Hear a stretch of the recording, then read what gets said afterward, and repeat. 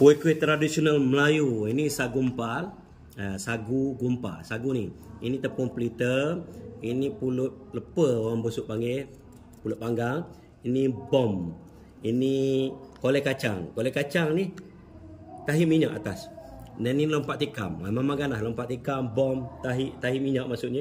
Gumpal. Orang sebut asam gumpal. Saya dulu pelik juga. Kenapa asam gumpal? Rupanya sagu gumpal, sagumpal. Dia kena nampaknya senang orang buat, tapi susah sebenarnya. Dia punya sagu tu jangan dia pecah. Dia nampak biji-biji dia. Dia akan jadi lembut ini. Tidak pun dia akan jadi liat. Dalam dia ada kacang. Kalau masin lemak dia tu manis memang sekata. Kita tengok. Bismillah.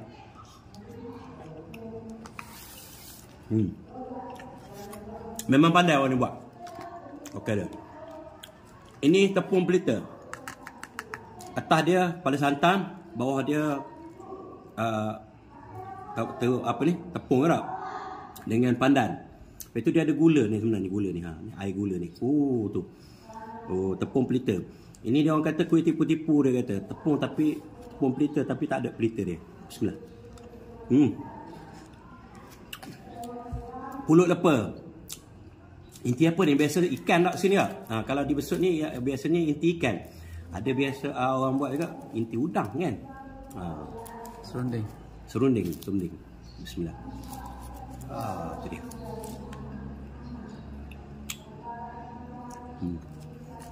Dia punya kekenyalan dia tu dengan wangi bau pulut, bau sambal ikan dia dan bau ni. Daun pisang yang dibakar. Ini bom.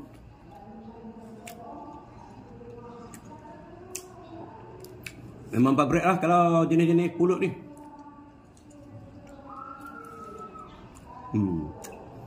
Inti dia kacang merah. Manis. Lepas itu ada wangi bijan dia. Memang gabungan bahan yang menarik, sedap. Antara yang disukai ya. Makan dengan tebeng. Tu mantap. Kolej kacang. Kolej kacang, kacang hijau. Ini nisan ada ni ada. Lepas itu dia ada taik minyak di atas dia, kepala dia. Ini kuih kegemaran orang rumah.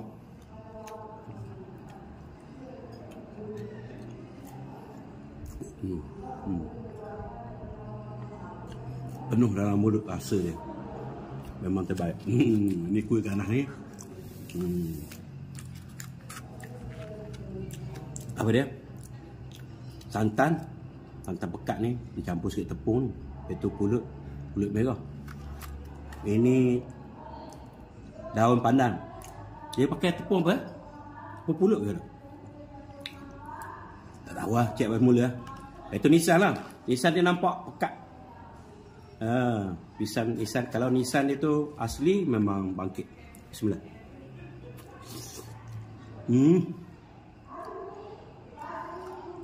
Memang cukup kau lah dia punya pandan dia.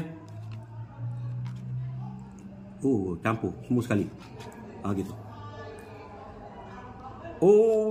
Bismillah, alhamdulillah.